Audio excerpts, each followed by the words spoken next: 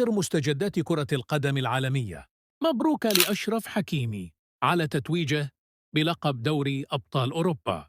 حقق الدولي المغربي أشرف حكيمي إنجازاً كبيراً بتتويجه بلقب دوري أبطال أوروبا مع نادي باريس سان جيرمان بعد فوز الفريق على إنتر ميلان بنتيجة 5-0 في المباراة النهائية، حيث سجل الهدف الافتتاحي وساهم بشكل مباشر في الانتصار.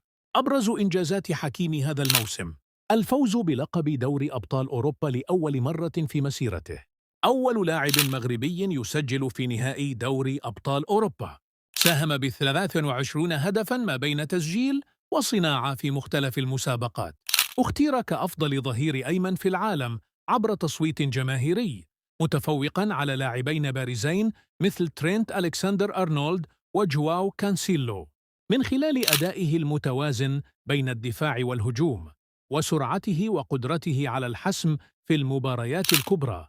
يواصل حكيمي ترسيخ مكانته كأحد أبرز الأظهرة في كرة القدم العالمية.